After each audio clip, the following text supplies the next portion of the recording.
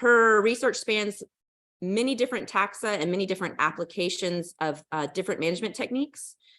She's worked with white-tailed deer, elk, Canada geese, wild turkeys, stream fish communities, barn owls, marsh birds, and waterfowl.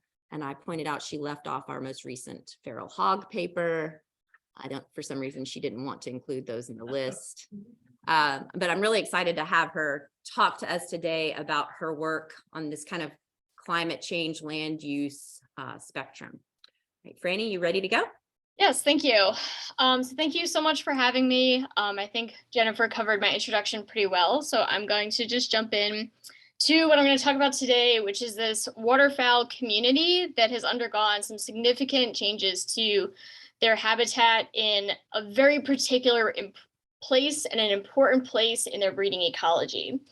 And so the focus of my research is what's called the Prairie Pothole region, and it's this really unique landscape in southern Canada and the northern US.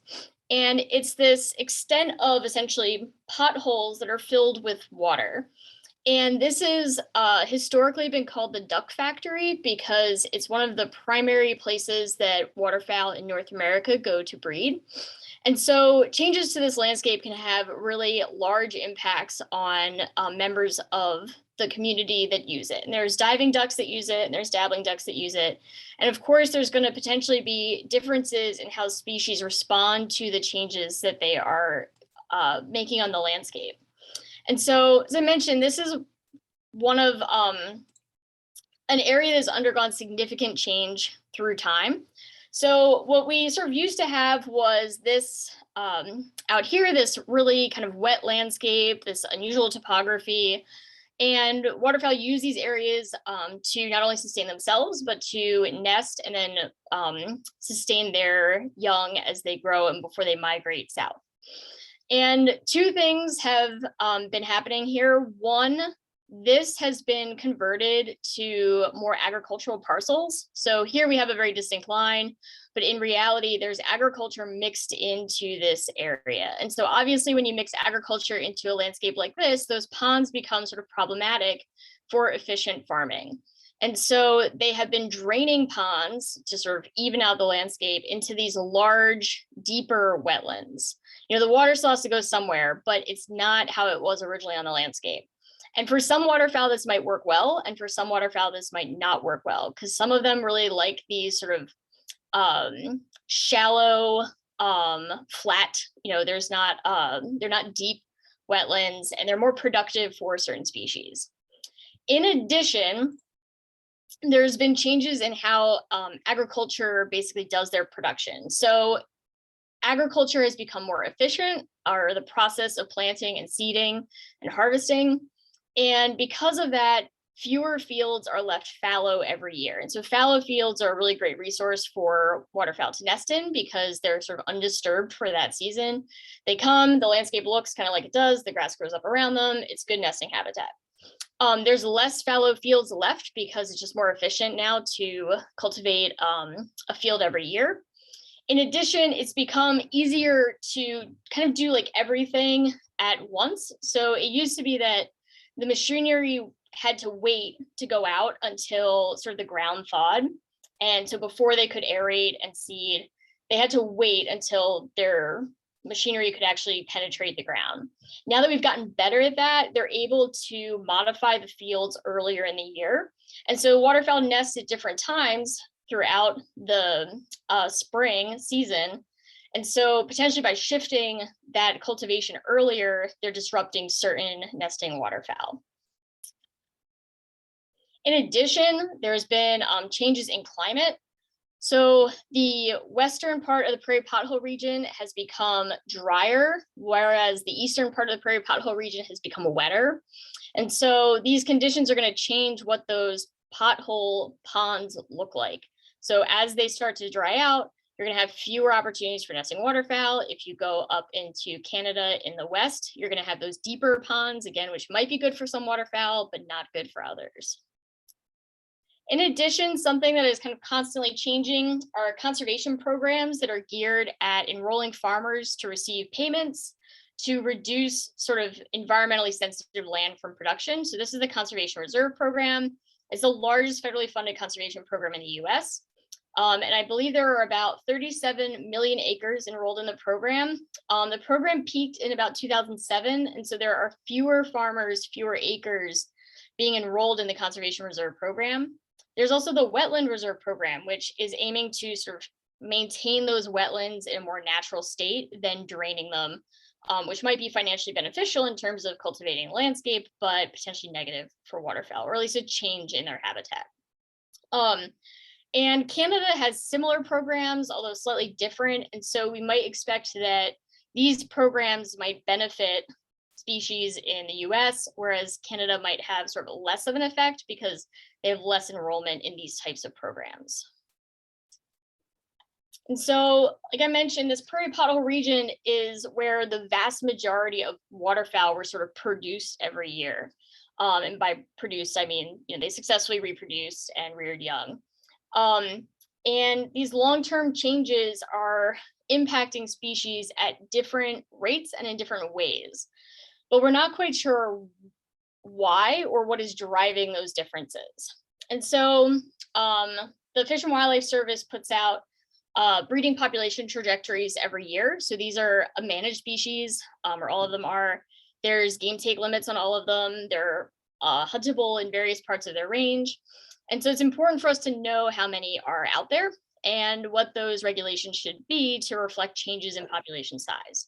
So these are estimates that the Fish and Wildlife Service derives. And I just have 6 of the species that we might be interested in.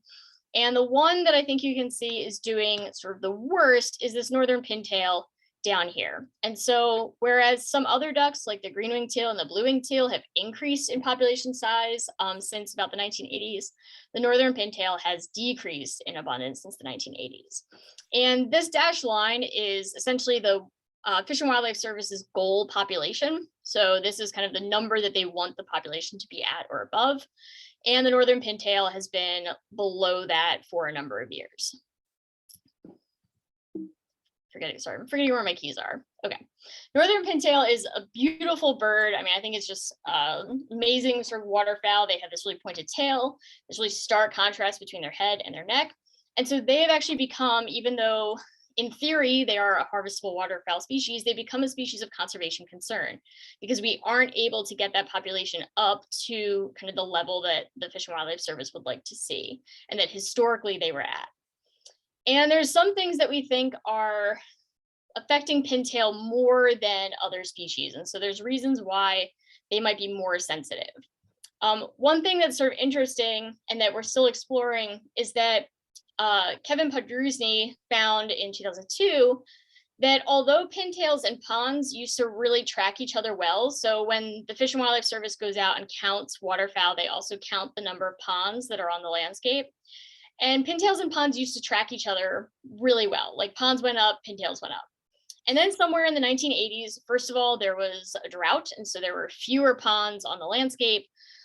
And then even though ponds have increased, and of course this stops in 1996, but even though ponds have increased, and in general, we've had a good number of ponds out on that Prairie Pothole region, pintail have sort of become disconnected from that pattern.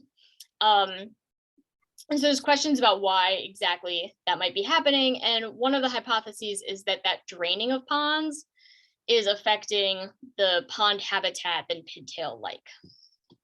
And so we asked this question of, first of all, when you think about how many individuals are in a specific area, there's really 2 things that contribute to that. The first is just how many individuals there even are out there. And then the second is where do individuals decide to land and in this case, reproduce and rear their young. It's really difficult to isolate fitness across large spatiotemporal scales. So, how well are they doing? Are they surviving? Is their reproduction going down? And so when we do these things like go out and count individuals on the landscape, we make an implicit assumption that where we find large numbers of individuals is quality habitat. Right? If you go out and you do something like a resource selection function and you find that you have tons of individuals in agricultural habitat, then you would say, oh, great, agriculture is good for in this case, pintails. But that assumes that pintails know what is good for them. And I think even with human nature, we know that people don't always make decisions with full knowledge, and they don't always make good decisions, whether they know it or not. And so if this is not true, if individuals are settling in a habitat that is not actually increasing their fitness, we have an ecological trap. And so individuals are getting stuck in this unproductive habitat. And so since it's really hard to measure fitness across a large spatial scale, which is what we have here, we decided to try and use count data to separate the things that contribute to habitat selection and then the things that contribute to population growth, or the number of individuals that are there every year.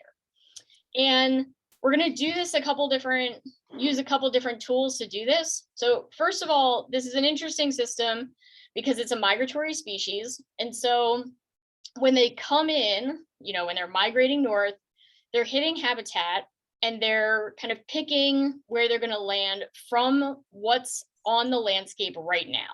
So like, what are the habitat conditions right now that they're flying over?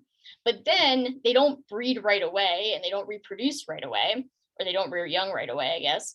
So there's a lag there where the habitat conditions might change. And then there's different things that contribute to how well they do in terms of survival and reproduction after they land. So this kind of separation between the ecological processes we're interested in is what's going to help us here to separate those two things. We also have a unique study design or observation method, monitoring method, due to the Fish and Wildlife Service long-standing surveys of this region. So they've been surveying for waterfowl since 1955, fairly consistently. I think you saw like a missing value for COVID. They canceled it for that, but we have a very good data set going back very far. Unfortunately, all it contains are counts of individuals in different areas. And then we're going to use sort of my favorite tool, which is a hierarchical model, to try and separate these two processes and figure out what's driving the decline in pintail. So to give you an idea of how the Fish and Wildlife Service sets up what's called the Waterfowl Breeding Population and Habitat Survey, I have here highlighted in the black lines, this is all the traditional survey area. They actually also do surveys in the east, but they've started them more recently. And then in blue here, I've highlighted what are called the strata that are contained within the Prairie Pothole region. And so we're not going to worry about anything else. If you go north of the Prairie Pothole, you're into this boreal habitat, which is significantly different from the Prairie Pothole region. And each of these strata have names, and then within a strata, you see these black lines that are the transects that the Fish and Wildlife Service actually flies, where they count waterfowl along those transects. And they've conducted these counts since 1955. And within each of these transects, you get what are called segments. So each transect is made up of different numbers of 29-kilometer segments. And so when you go to look at the data, this is the level at which the data is reported, the segment level. And when they fly these transects, they're not just counting each individual member of a species. They're identifying if they're in a pair, they're identifying if they're a mixed group, if they're a single, and then they're also counting the ponds. And so thanks to this process of data collection, we can think about separating each of these scales into their own model that are linked through kind of a scaling term. And so here I have what is basically a logistic regression. A Poisson regression. So we're modeling counts. And so we have to use a Poisson. So we have the log of what I'm calling the intensity of birds. And that comes from a normal distribution, which this is a Gompertz model. So this is just a population growth model. But the important thing for us are two things.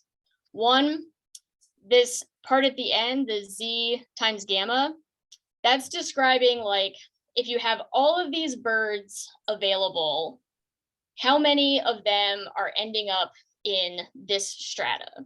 So if you add up sort of all of those across strata, you'll have the population abundance. And so we can say, okay, given how many were in this strata last year, which is this NST-1, if we add things that could have influenced their survival and reproduction, we should get the expected amount for the next year. And so we're connecting the previous year to this year, and then we're adding in the effects of different climate and landscape variables to see which of those push the abundance up or down. Then you can zoom into the next level. And so within this strata, those birds have to go somewhere. They have to choose where to go on the landscape.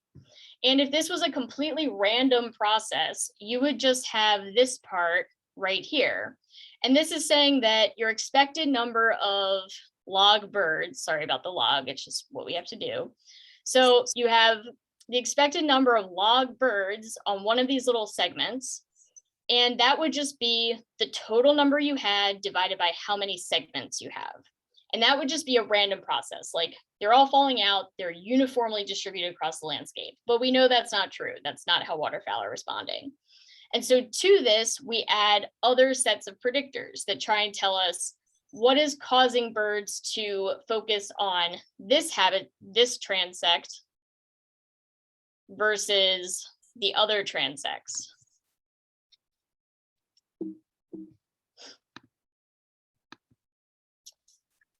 And then we actually don't know the true number of birds sort of in a transect or in a segment, right? Like there's some error in that process of counting. It's what a lot of wildlife biologists spend their time trying to deal with, the fact you don't count all individuals, and that there's also probably some leftover variation that you're not accounting for. And so then if you go down to a single segment, the actual number of birds you counted comes from, for us, a negative binomial with this mean and some over dispersion parameter. And so that's just letting us capture some variation that can't be explained by any of the predictors that we have in the model, because it's really hard to get all of the predictors that are actually relevant in a model. We just don't know what they are. And so for our demographic process, we're focusing on pond counts during the previous year, the breeding season temperature, the breeding season precipitation, enzo severity, because that could influence the productivity on their wintering grounds. But we don't have great ideas about where these birds even winter, so we just sort of summarize it through this enzo severity, percent crop acreage, and percent fallow acreage. And these are all coming from the previous year that birds were on the landscape. So if I'm trying to predict abundance this year, I would go back to whatever the bird experienced last year during its breeding season and then the overwinter period. And this is a hierarchical model, so we share some information across all these different strata. And so we can get an overall mean response to each of these predictors. And then we can also let sort of every strata have a slightly different effect, because birds could be responding differently depending on their surroundings in different parts of the prairie pothole region. This is in contrast to the habitat selection process, where the predictors are based on the year you are currently in. So if I want to know where birds are going to go this year, I'm going to go out and I'm going to look at features of the landscape in the spring when they arrive. So that's pond count, it's snow duration. So if things are really iced over, there's no water for the birds to use. Percent crop acreage, percent fallow acreage. We also include here something called the visual correction factor that the Fish and Wildlife Service calculates. They basically go out and people fly the transect, and then people also walk the transect for a subset of places, and they kind of compare like how many birds did the aerial survey miss. And that's in here just to account for the fact that we might not count all the birds on a transect.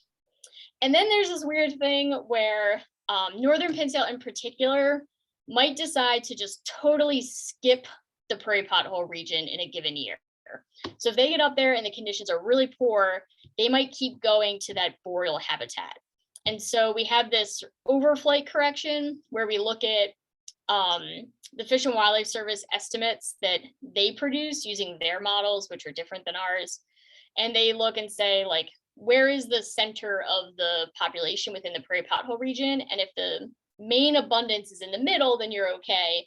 If the main peak of abundance is way up in the northern part of the prairie pothole, then probably a lot of birds just kept going. And then again, we share this information across the different strata.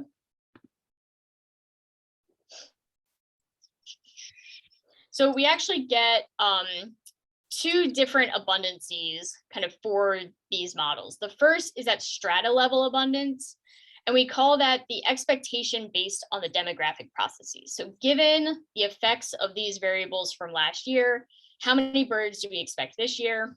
And then given that's how many we expect, we can then look at the segment level abundances that tell us what is the actual realization of all of their habitat choices? Where did they settle out on the landscape? And one interesting thing that we can do is look at mismatches between these two things. So if demographically we expect more birds in a region, but when we count up the segments, then, and we end up with a larger number, then we can say that the area is not actually producing many birds, but for some reason it's very attractive to them. So that would sort of be that ecological trap. If we expect more birds than actually end up settling out in our strata, then this area is actually quite good, but for some reason it's not attractive to the waterfowl selecting for it. Oh, sorry about that. And so this modeling framework lets us do a couple things. First, it lets us separate the effects of settling and demographic processes on waterfowl counts. We can evaluate the differences between those two counts and their effects on growth rates.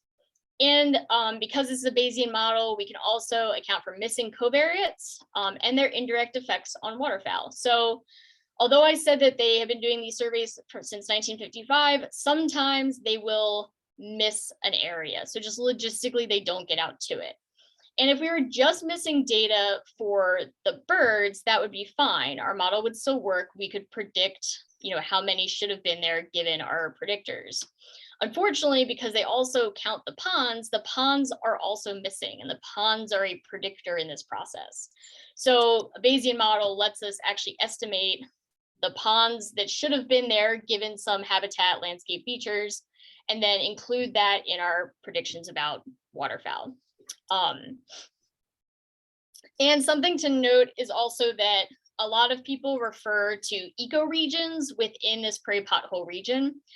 So you have, first of all, the separation between the United States and Canada, but then on top of that, the habitat is sort of different itself. And so this is one reason why we wanted to let each strata change if needed, is because some of these are occurring in what's called the aspen parkland, which sort of gets a little more boreal. Some are more what we traditionally think of as tall grass prairie. Very little of it because we have very little of that left. And then you have this mixed grass prairie, which makes up the majority of the prairie pothole region.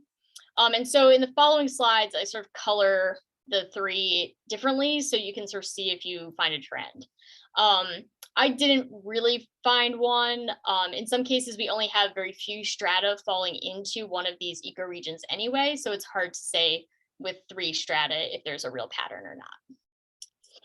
And so some results that we get from this look like this. And so here on the left, I have the overall response to proportion fallow at the habitat selection scale, and then the abundance scale. And so the black line here means 0. And so if you're hovering around 0, there's really no discernible effect of proportion fallow on habitat selection or abundance. And so this one sort of jumps around. And one reason why these are kind of so much tighter than these is because we have tens of thousands of segments and we only have about 20 strata. So the sample sizes are different here. And so you can see in some cases, like here, strata 27, really no effect of ponds on habitat selection, but a positive effect on abundance. And so even if they're not directly selecting for ponds, they should be because it's good demographically. Or sorry, this is proportion fallow. Ponds, we see really important for habitat selection, kind of less important for abundance. And for pintail, again, this might be reflecting the fact that the pond structure has changed. So in certain areas, the ponds are deeper because it's wetter. And so they're not productive for pintail who like these shallow, slightly more ephemeral ponds, and the fact that they're draining them into larger areas.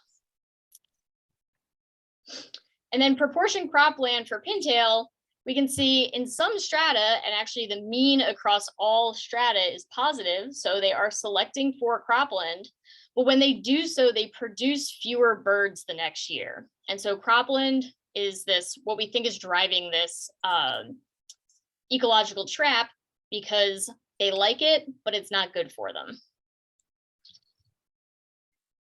And then we can look at what I call that expected versus realized abundance and see how well it matches across all of the strata. So ideally, even if there's, ideally these would all be positive because it would mean that the population was growing. Some of these are negative, but the expected and realized abundance are the same. And so that's saying, like, demographically, we expect this many, and this many kind of end up settling here. When you end up having these realized counts sort of over the expected, this is where we're thinking that there's something going on in these strata that are causing birds to really like that habitat, but then produce fewer individuals the next year. So if you calculate a growth rate just based on sort of the realized counts, you get one value. The growth rate based on expected counts, you get another, and that's what's being compared here. And so for northern pintail, and this work is published already in Journal of Animal Ecology, we found, yes, we think there is an ecological trap where cropland is attractive, but it generates fewer individuals the next year. There was some pattern in that where mixed grass prairie were kind of especially prone to having larger realized abundances than expected. So again, we have more of them, so you kind of had to adjust for the fact that there's just more opportunity to see differences in the purple, because that's the mixed grass. And the mixed grass is the one that, depending on when birds arrive, mixed grass prairie can look like tall grass, except then it's mowed and manipulated. And so what could be driving this is pintail kind of arrive and see what looks like tall grass prairie. And then because they then modify the landscape mechanically, there's potential destruction of nests and young. There's also opportunities for more predators to come in because these like patchy mixed grass areas have more edge. And as we sort of hypothesize in general, edge habitat makes it easier for predators to get in. So that brings us to our next question. And this is really the last question of my talk, but are other species responding similarly? So pintail are obviously declining. And we found that we think that there's this ecological trap where they like cropland, especially in mixed grass prairie, but they don't do very well there. And so what's happening with other species? And so we have 9 species that we're going to look at, including the northern pintail, that differ in sort of life history traits and that also use the prairie pothole region as their primary breeding habitat. So there are some other waterfowl species that don't really use the prairie pothole region. They go north to the boreal. And so we didn't include those because those counts are just going to be really low and they're not kind of the primary group that's using that habitat. And so these are our 9 species. I still maintain that the northern pintail is the prettiest, but they're also highlighted in whether they're considered dabbling ducks or diving ducks. So the dabbling ducks have this tan background and the diving ducks have this blue background. And at its core, you might expect that diving ducks and dabbling ducks are going to have a difference in how they're responding, because diving ducks are going to like sort of those sort of deeper wetlands because they actually go under and dive to forage, whereas dabbling ducks are sort of on the surface. And so we fit this model to all of these species. We did fit this separately, so we didn't do like a full hierarchical model. The model takes about 3 days to run, and so I was afraid of what would happen if I put them all in together. And so then you get, what I'm showing here are those mean responses that in the northern pintail work was all the way on the left in the gray. So these are the mean responses across all strata for each species. And I've highlighted the northern pintail because in general, they are having sort of the most extreme reactions to climate and land use changes. So in here, northern pintail sort of have the most positive demographic response to ponds for that given year. And they also have the most positive response to, not the most positive response to temperature, but second. So they seem maybe like if you're at the extremes of these response curves, that they're maybe more sensitive. And then if we look at sort of the two that were really interesting to us because we hypothesized that this cropland is causing the problem. If we look at northern pintail's response demographically to proportion cropland and then proportion fallow on the right, and then compare it to what's happening with habitat selection, you see that for cropland, negative effect on abundance, which we saw before, and hopefully I ran the same model, so I got the same results. And then a positive effect in terms of habitat selection. So we expected that. But what I think is important here is that not many of these species have exactly this relationship. So there's two here, the blue-winged teal and the canvasback. And then a lot of folks are either, a lot of waterfowl are either positive for both, or there's really no effect demographically. And so then if they like cropland, it doesn't really matter. You know, it doesn't really do anything for them, although they might like it. And if we look over here on sort of the summer fallow, which are those fields that are left fallow that year. And so that's the stuff that kind of looks like this nice stubble. It's your short grass. It's not mechanically tilled or planted. For pintail, they have the strongest positive response demographically to summer fallow. So if you have a year with a lot of summer fallow, you're going to produce a lot of northern pintail the next year. And you know, other birds or other species, it could be negative. Some it's also positive. But when you look at habitat selection for northern pintail, we see what we expect. Again, they're on this upper end of the response curve. So they're responding kind of most strongly against all the other species. So we found that there were differences, but as my undergrad advisor used to say, there's always differences. That's not really the interesting ecological question.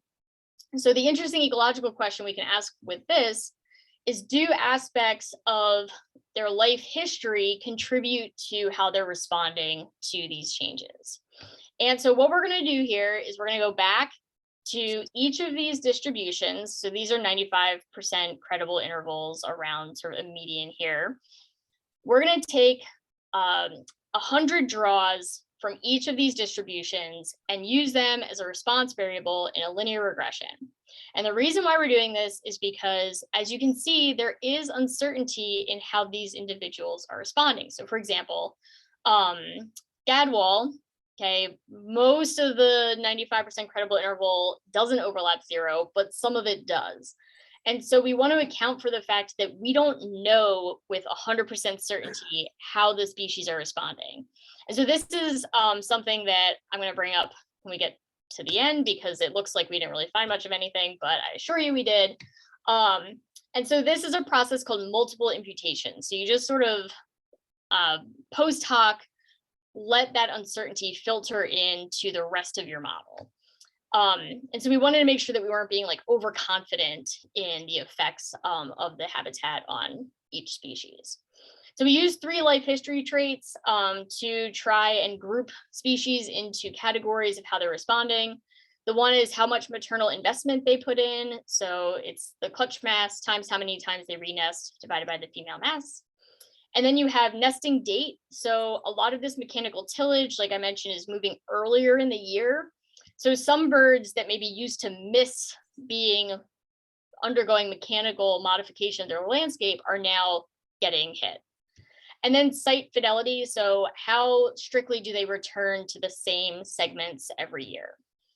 We don't have great estimates of site fidelity, but you know, we wanted to account for the fact that some species are maybe more flexible. So like some species, if they get there and they're like, this is where I nested last year, I'm gonna nest right here, they're maybe more susceptible to changes in landscape because they're not adjusting for that. Whereas if you have low site fidelity, you get to a spot that you nested last year and you're like, it's not great this year, I'm gonna go somewhere else. And so generally what we found was that in terms of habitat selection, earlier nesters had more positive or greater responses to cropland and summer fallow. And so demographically,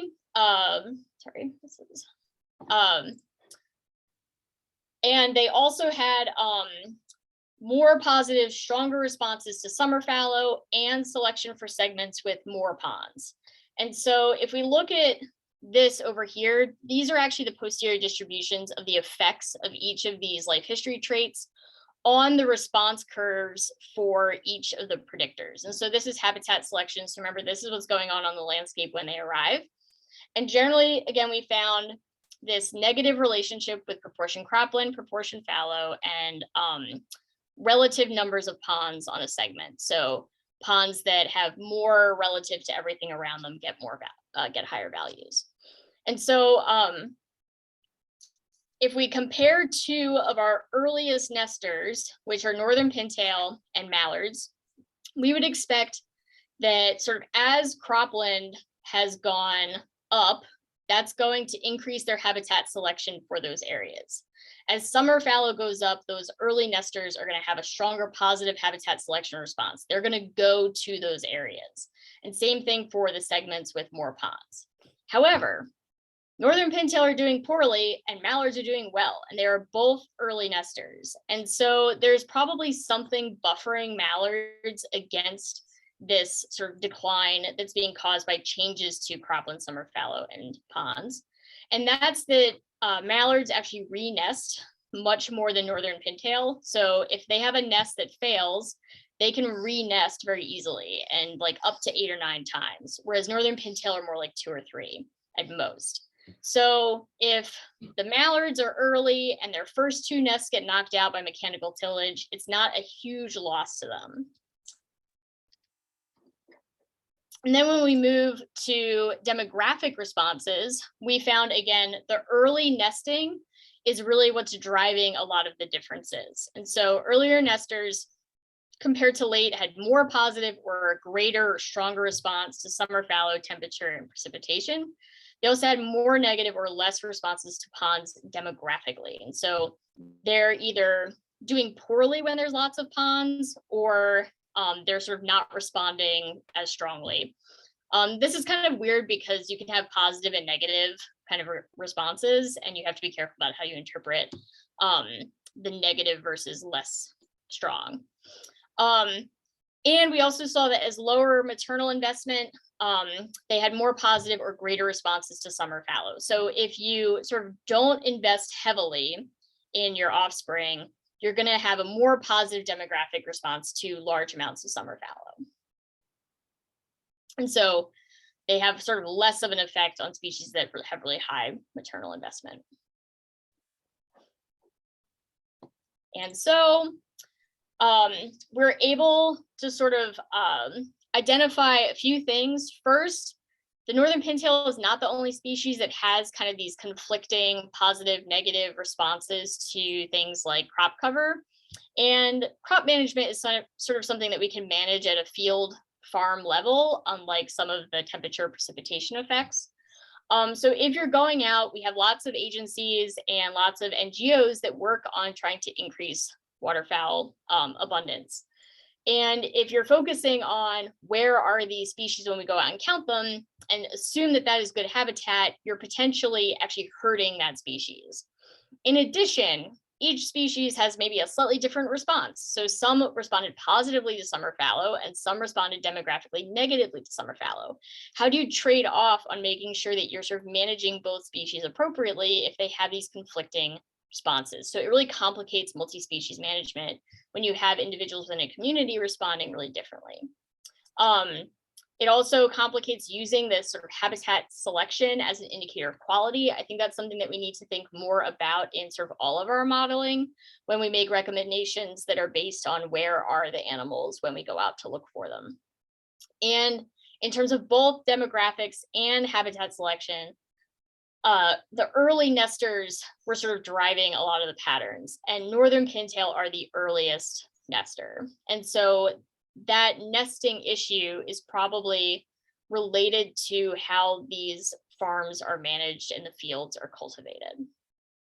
So I will acknowledge that there is a lot of uncertainty when we look at these figures. And the thing I'm going to remind you is that we carried forward uncertainty about the responses. And so if I just use the mean of those posterior distributions, I would have maybe a stronger looking relationship. But I didn't, because I think it's important to account for the fact that we really don't know how they're responding, and there could be a lot of uncertainty in that. And we don't want to be overconfident in what we think that response is.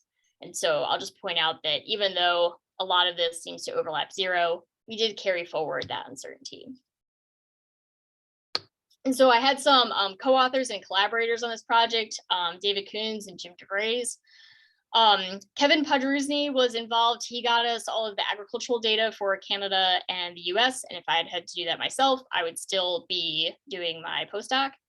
And Becky Rao with the Fish and Wildlife Service, who provided the segment level data. That is publicly accessible. It's just their website has been down for a while and you have to contact them directly. And I had a number of funders that have funded me both in my postdoc and then since leaving, where I've continued to work on this. So thank you, everyone.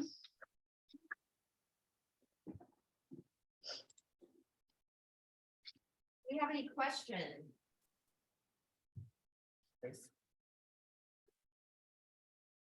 Questions? Yes. When she was saying the cropland decreases the next year's number of offspring, is it because of like the nesting, or are the chemicals affecting how many offspring they actually have? Is there like less mating happening? Franny, I don't know if you can hear her, Franny. Can't really. Can you comment on the link between the previous year's cropland and what might actually be happening demographically in the following year? Like why she'd mentioned, could it be a chemical application? What actually might be happening? Any idea? Yeah, so I think there's a few things. One, if we're seeing this is really affecting the early nesters, then I think they've done other studies on like grassland songbirds, which also found kind of similar results, where the more overlap with any kind of mechanical modification of the landscape has the strongest effect on whatever birds sort of have a nest at that time. So when they have a nest, they really can't leave. I mean, they can leave, but they lose the nest. And so I think the amount of cropland, as that goes up, you're going to see kind of more birds fall out of that abundance because they're just not reproducing as much. They've also done really fine scale studies. So the whole point of this was to try and get these estimates like across the entire landscape and going back, using data from 1955 to now. They've done really fine scale studies where they kind of look at individual fields, and they found the majority of nests were destroyed or predated. And so predation is kind of this thing that I wish we had better information for all of these areas, because as you get this like patchy remnant good habitat, like these small fallow fields that are surrounded by kind of bad cropland for birds, you're going to have more predators able to kind of get in and predate the nests. And so they've done studies on like monitoring all these nests and figuring out like how many are being predated, how many are being destroyed by mechanical tillage. And those two are the primary reasons that the nests fail. So I think it's two of those things. And like I said, I wish we had better numbers for predators, because then we could actually incorporate that and say something about, foxes or skunk, or how many of them there are each year. Someone also did a study recently where they had much finer scale crop data. So we have like county level, and we only have like proportion summer fallow and proportion cropland. And for certain years, they were actually able to separate out like what kind of crops were grown in each parcel. And so there's probably some differences there, like regionally, about what's being grown and how that land is managed, that probably factors into all of that. Okay, that makes sense. Adele, did you have a question? Yeah, I was wondering, thank you for this great presentation. I was wondering, you have lots of features in there, lots of parameters, whether, you sort of either intend or you have done any either linear type multi-regression, functional, or maybe, random forest, machine learning type application to identify most prevalent sort of, features that are affecting basically the habitats and so on and so forth, or Granny, did you hear that, or you want me to repeat? Sort of, it kind of cut out at a few points. So yeah, so Adele is asking, given all the parameters, did you try or contemplate trying any other methodology to see what's like primarily driving these models and the numbers that you have in terms of which actual parameter? Yeah, so for this, we really wanted to get those effect sizes, like how strong is the effect relative to everything else. So it wasn't super focused on like which thing is the best predictor of how many birds there are, but how can we compare the relative effects across species? You certainly could build some machine learning kind of into each level. And even though there's lots of variables here, we have sort of the model on 2 different scales. And so that's sort of separating out, so we have like 7 predictors at one scale and then 6 or 7 at another. But I think you could build kind of machine learning into each of those levels and then get sort of the primary thing that's driving it. But you wouldn't necessarily get those effect sizes, which is what we were focused on. But doable, and just sort of a slightly different question that you're trying to answer. I have a question correct me if I'm wrong, but as I recall, the abundance scale of the model you were pulling from the previous year. That's right? Okay. Yeah, so we were looking at, we used the previous year as the start, and then we asked like what causes that to go up or down. So I was thinking, because you mentioned pintail, and some of these ducks like really live a long time, right? Pintail lived to like 15, 20 years old. Had you considered, or would it not make sense to look further in the past or multiple years into the past? That was the only thing that I thought might have been a different, like, could there be compounding effects that we're not able to catch because we just look 1 year in the rear? Yeah, so you could kind of add another like kind of autocorrelation term to that to say like go back, 2 years, 3 years. In general, these birds don't have, some of them have a little higher sight fidelity than others, but they're in general kind of flexible. Certainly there are more that are like, they're just like, no, I'm out of here, I'm going somewhere else. And so if we had super high fidelity for all these species, then I would say like, yeah, you should probably go back kind of further. Yeah.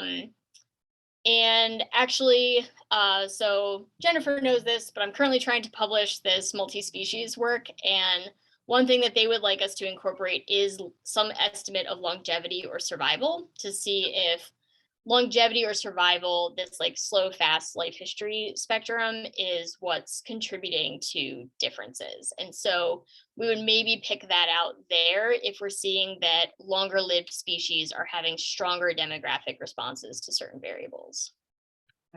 So that's on my to-do list. Yeah, add it to the list. Any other questions? Oh, yes, we have a couple of plants. Wyatt, when you gave some sort of very big overall trend, but then you also described how spatially things seem to be drying out and getting progressively hotter in the northwest compared to the southeast of this range. Yeah. And you mentioned that there's definitely temperature and precipitation are drivers. Are you seeing some areas that are seeing increased abundance and others that are seeing decrease? Yeah, so if I go, let me find those maps.